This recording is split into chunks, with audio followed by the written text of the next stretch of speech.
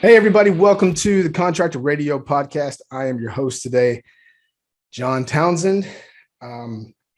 Before we get cracking into an exciting topic, one that really gets me going, that I'm passionate about, and I've seen both sides of it when it's handled really well, when it hasn't been handled really well, as it fits into our sales mindset series that we've been running. Before we get going on that, I want to hear a word from the folks that are making this podcast happen. Andersen Windows. Want proof that Andersen 400 series windows are the windows contractors trust the most?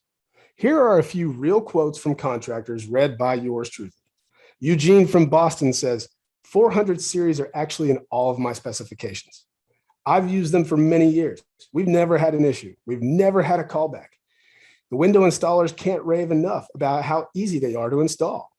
And backed by Andersen's warranty, I feel as though they are unbeatable. And Tom from St. Paul, Minnesota says, the 400 series makes my job easy because of the window and durability. There is no question that it is a simpler, easier window to install. The real contractors like you have made Andersen 400 series their go-to solution for window installation for good reason. And shortened lead times mean that Andersen 400 series windows are available faster. Request a quote at andersenwindows.com today.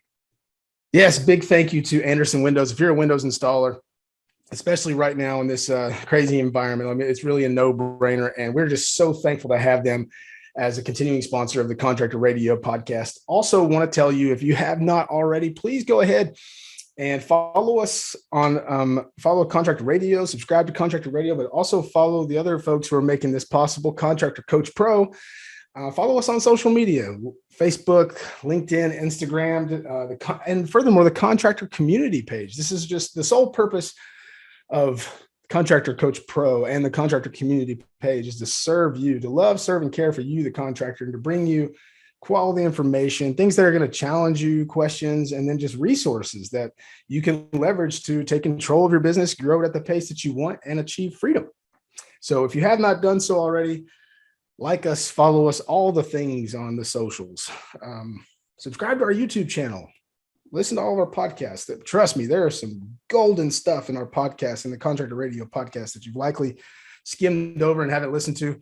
So I invite you, if you have not done so already, to please do that. Okay, so let's get moving. So if you saw the picture describing today's video, you've already learned today that we are talking about practice. We're talking about practice.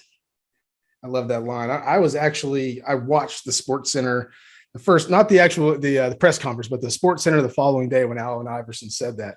We're not talking about a game. We're talking about practice. So that's what we're talking about today, is practice. And again, the sole purpose of this sales mindset series, and this is, this is number 4 in the series, is to help bridge that gap between an owner and a salesperson. Like, there is the understanding is first off recognizing the gap, recognizing the delta that exists up here and in here. And if you don't have video capability, I'm pointing to my head and I'm pointing to my heart. All right, that there is a difference between the mindset and the supportive belief systems of an owner and that of any salesperson, regardless of their skill or talent. There are just things that separate our ability to sell as an owner from our ability to sell as a salesperson. Like, we will never have the belief structure. We'll never have the lack of a need for approval, the ability to qualify, the ability to speak with such authority as we would if we were an owner, right? So it's asinine for us to expect that level of belief from a salesperson, any salesperson that we bring on, even a sales leader that we bring on. Like, they are not us, right? It's not their company. So we have to be careful. We have to understand that first off, but then find ways to support it. Like, okay, I see it, I get it, I identify it. Now, how do I overcome it? How do I help them overcome it? I got to accept it first, but then, like, how do I help them overcome it? All right. And so we've gone through a couple cool scenarios. We talked about the need for approval. We talked about controlling emotions. We talked about how I typically buy something is how I allow somebody else to buy from me. And how that is different between an owner. Owners think of money differently than most of us. You just think about business owners they see money in a different light than most of us. But today, regardless, we're talking about practice. And I think that this is one of the most overlooked. Oh man, I botched this, guys and gals. The most recent sales mindset program we did was calling the play. And I think that might be the trickiest thing to do to get to. It's like the easiest thing to skip is calling the plays, setting the expectations for what's about to happen all throughout the sales process. Step number one, first call comes in. I set the expectations for what's about to happen. I kind of revert everything back to sports. So I call it, somebody's got to quarterback this situation. And so I refer to it as calling the play. All right.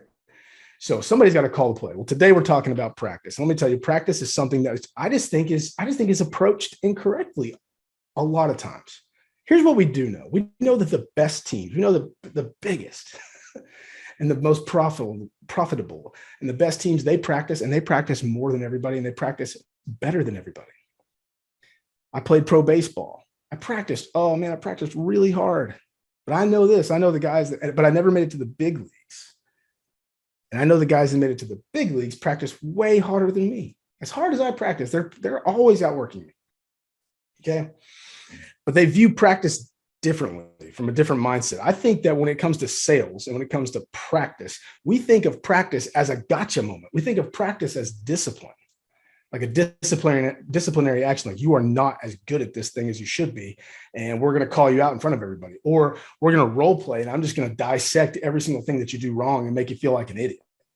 That's not what practice is about. So we got to find a way to to clear the air. Like, practice is never a gotcha moment. It can never be a gotcha moment. We are here for one reason and one reason only: to get better at sales so that we can feel good and enjoy what we're doing. I tell you what. So I come from baseball, come from sports, pro sports. I've seen a lot of different sports, a lot of different pro sports athletes, and seen them practice and train. And the second that practice becomes about something else other than practice, that's when we know we got a problem. Like, okay, in sports, if you've ever had conditioning, conditioning is used as discipline. Like, if you did something wrong, you have to go run. But if practice ever became about like avoiding conditioning, doing things right so that I don't have to get in trouble, or building up self-discipline. Building up self-discipline, staying out of trouble, these are all good things. But here's the deal. I'm here to get repetitions, to practice for one reason and one reason only: to get better at what it is I'm supposed to be doing. Like, there's a lot of time for disciplinary action. There's a lot of time for having tough conversations. There's a lot of time, but these precious hours that we have for practice, we cannot make practice about anything other than what it is about. It is about improving our skills, getting better at what we are supposed to be professionals at. And that's that. And usually it's not until you get into a really professional environment where you actually see that. You see how precious practice time is. We have all the time in the world to have conversations about other things other than getting better at what we're supposed to be doing. All the time in the world. If you're a window installer, you deserve a simple choice: Anderson 400 series windows. They're the windows contractors trust most based on a 2022 survey of U.S. contractors, probably because they have fewer callbacks and extra peace of mind. And thanks to shortened lead times, they're available even faster. Make your go-to windows Anderson 400 series. Request a quote at andersonwindows.com. Whew. I need a breather after that one. Sorry. I get passionate because I've seen that so many times. I've just, you see it all the time, and you have to, so we have to objectively ask ourselves if we are, that's a very, very big if we are currently practicing, have we made practice about practice, or has it become about something different? Does everybody at the practice feel connected and supported, or is somebody there? Do they feel awkward? Do they feel like they're about to get caught, like they're a fraud, like they're about to be, it's about to show up, but they're just not as good as everybody else? That's a crappy feeling. Let me tell you another thing about practice. We got to have something to practice on, right? So before you call practice before you work on drills or whatever it is. And we'll talk a little bit about, what are the different methods of how to practice. If you don't currently practice, I'll give you some good ideas of how to start, where to start, where are some good places to start, some proven tools. But first off, you got to have something to practice. So you got to have you have to have something that you believe in, a process that you believe in, milestones in your sales process that you believe in, or certain skills that you believe in, or questions, or there's got to be a direction. There has to be things that we can point at and say, okay, we're working on this. If somebody on your team is sitting around questioning whether or not they're good enough, it means that they haven't practiced enough. And whose fault is that? It's a question that should be answered. Now, fair enough. Sorry to revert back to baseball, but I played, I practiced a whole lot outside of when practice was going on. So there's that component. Like, I have to own that as athlete, as sales athlete, as sports athlete. I have to own the fact that I got to practice. I got to practice outside, but I've also, I got to make sure that I'm practicing the right things. And that's what it comes down to. So if I'm not out there, if I don't have the ability to practice the right things, whose responsibility is that to make sure that I am practicing the right things, that I have a system and I have a process that I believe in. I understand how to do it right. I understand the definition of winning. I am connected and I'm supported to a team. Who's responsible for that? It's the boss. It's the boss. Whoever's in charge of that, man, you are the one responsible. If I don't know enough about our process, if I don't know what to practice, and as a result, now there comes a time when the onus is on me, when I got to put in the repetition, and that happens outside of scheduled practice. Got it. I got it. Trust me, I'll do it. As long as I know what I should be practicing, I'll practice whatever I got to do. And it feels good by the way, it feels good to practice what you're supposed to be practicing. When you're practicing the right way, you're training the right way, and you're doing it outside of practice, and you're sitting there thinking, I'm getting better than everybody else because they're not practicing like me. That just feels good. But the problem is that most people don't know what they're supposed to be practicing. And that stinks. So you first off before you begin practice, you have to have a process that you believe in. Do you have a sales process? Do you have a coaching process? Do you have milestones? Do you have a system that you believe gets the results that you are looking for and that is repeatable and it is coachable? If you don't, find one. There's a lot out there. I recommend Top Rep. Hey, Top Rep Rush coming up very soon. Don't want to put a time stamp on this podcast, but Top Rep Rush coming up in Philadelphia, August 23rd and 24th in Philadelphia, 2022. It's going to be sweet. Speaking of, what a better place to help you find freedom in what you do than in Philadelphia. So Top Rep Rush, a repeatable, scalable, proven sales system that you can believe in and you can coach to. So that's the first step. Find a process that you believe in that you can coach to, because now it's on me. It's like my job is simply to communicate healthily what I believe in and what is going to get the results. And we practice, and now we know what to practice. And now my folks know what they should be practicing outside of practice time. Yes, we're talking about practice. We're not talking about game. So funny. So let's talk about a couple other things. A couple of things that I need for a good practice. It needs to be scheduled. There needs to be a clear agenda. Like, I've got this system, so I have a system that I believe in. Things that I believe are going to get the expected results as long as we train and practice and build up our skills the right way. That's why we're here. And we've dedicated precious practice time to it. I've got to have a clear agenda. I got to have a clear start. I got to have a clear stop. If anybody else that's involved is responsible for bringing something to the meeting, they need to know that way ahead of time. Look, practice time is precious. When I've got my coaches, I've got my teammates, and I've got the time and the equipment all available, it is precious. This is how I make my money. This is how I get better. It's how I feel good. Feel good about what I'm doing. You shouldn't walk away from practice feeling like crap. Walk away from practice feeling like you just got better. So clear agenda, including the start and the stop, who else is responsible for anything, and then the anticipated drills, the anticipated topics we're going to discuss, the anticipated, what's going to happen here? What's going to happen? What can you expect as being a part of this? Everybody comes prepared. Everybody comes prepared. And now, so let's just walk through this real quick. So you've got a process, you got a system that you believe in. You have practice scheduled regularly. I recommend weekly minimum. And that practice that you schedule is very clear. It's very, very open. I mean, everybody sees it coming a mile away. It's very special time. We treat it as such. It has a perfect, we start on time and we end on time every time. Everybody knows who's responsible for showing up with what. We have anticipated drills and topics that we're going to discuss. And so what are those? What are the things that we can discuss? What are the usual ways to have a really productive practice? I'll give you a couple. And I think this is universal. I mean, it's not like I'm some magician and I came up with the best way to practice. No, this is kind of just how we practice doing anything. You've seen it in sports. If you ever played sports, you show up for practice. This is usually the rhythm of that practice. Okay, so number one is what happened? What happened?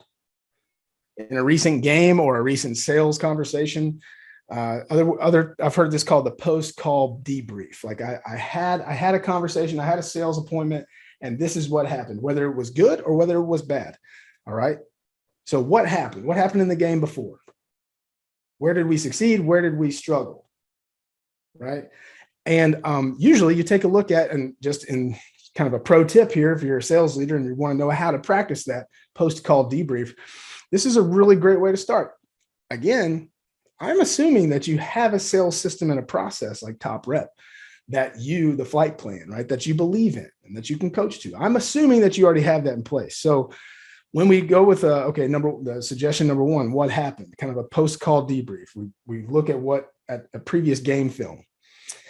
We start at the end. We say, okay, how did that call end? How did that appointment end? And then you work your way backwards. Because usually right about there that you run into an objection or a stall and a put off, and that's a great place to step in and start coaching. And you work your way all the way back until you feel like you've done enough coaching, or it's time to move on to the next person.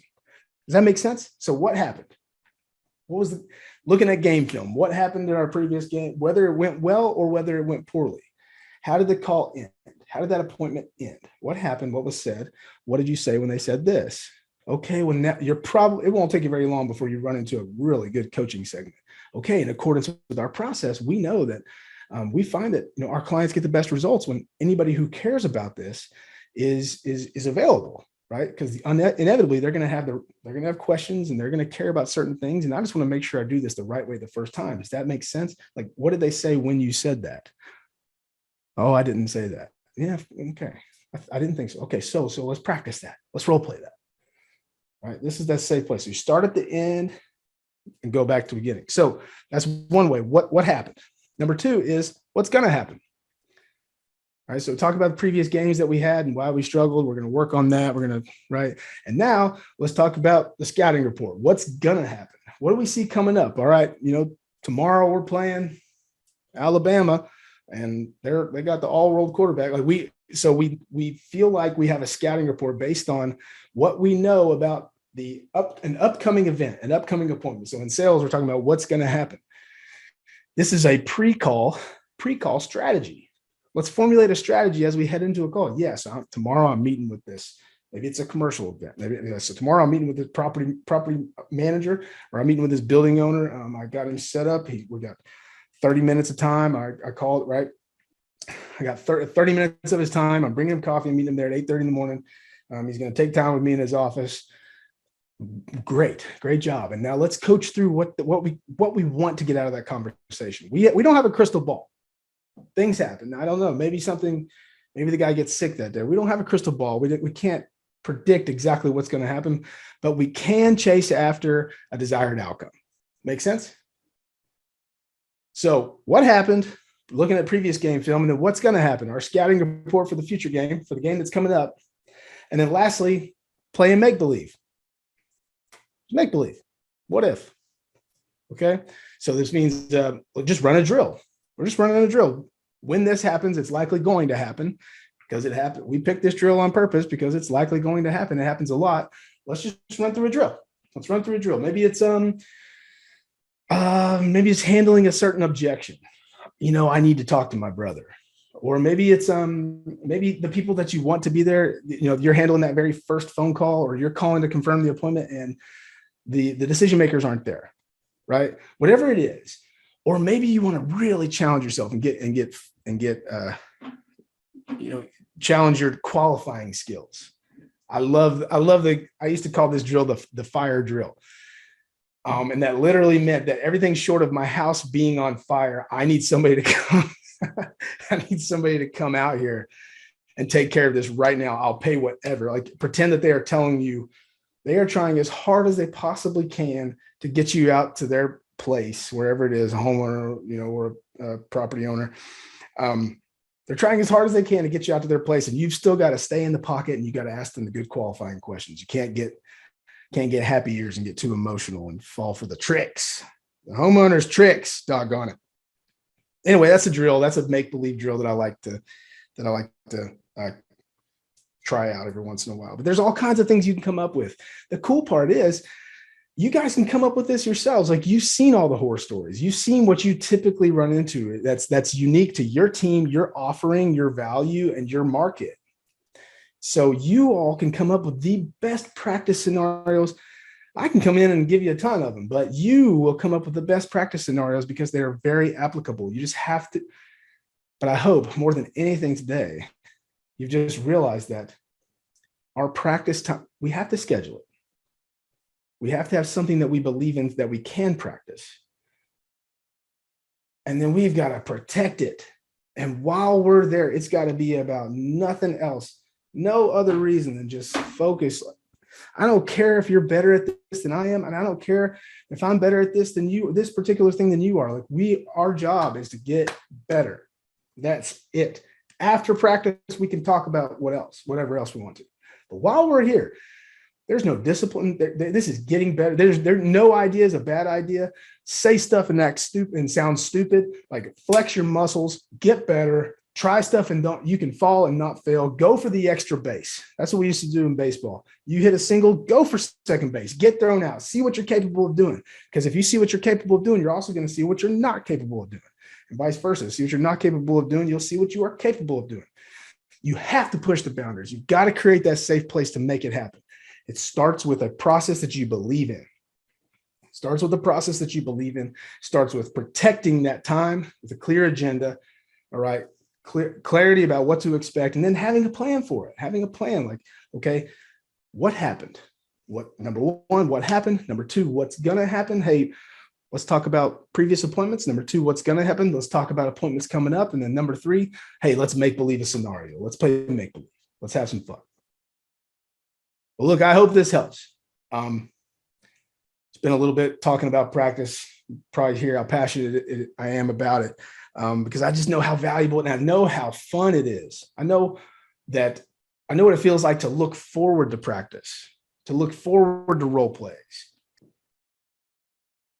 And it's a great spot to be in. It's a great place to be in. So I'm going to challenge you all, owners, sales leaders.